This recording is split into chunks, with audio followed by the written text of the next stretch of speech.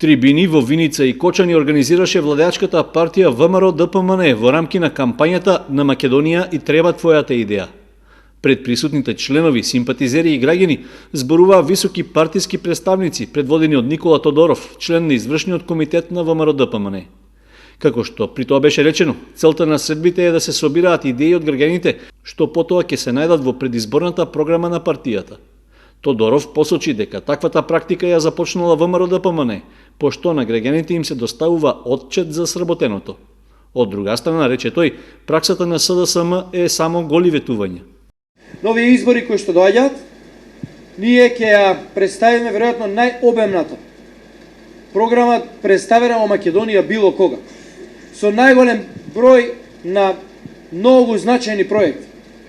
Со проекти кои што треба да помогнат да се решат определени проблеми, да се решат определени предизвици со кои што се соочува секој еден наш граѓанин. Таа програма ќе ја темелиме на отчетот, на ова што сме го сработиле во изминатиот период.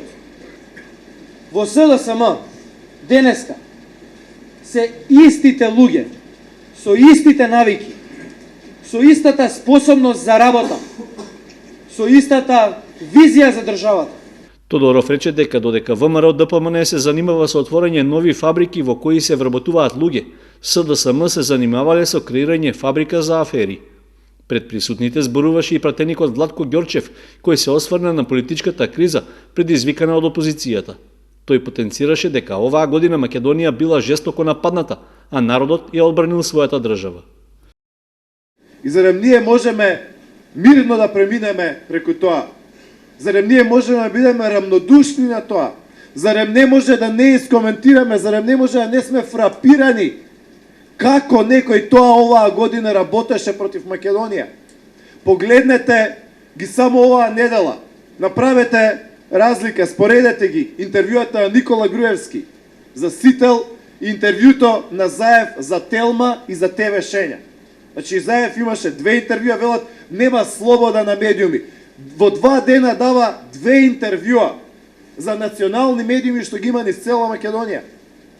Зар имаше повеќе слобода на медиуми 95 или 97 година кога имаше една телевизија и 2 вестника? Тогаш ли имаше повеќе демократија? Па сега има десетици медиуми, десетици портали, десетици телевизии, радиостаници и така натаму и така натаму. Секој може да се јави телефонски, коментира, критикува што сака и така и треба да биде. Ѓорчев пред присутните на трибините во Виница и Кочани рече дека позитивните мерки на владата на Република Македонија, предводена од ВМРО-ДПМН, допреле до секој граѓанин, поради што и по изборите во април ќе продолжил континуитетот на оваа власт.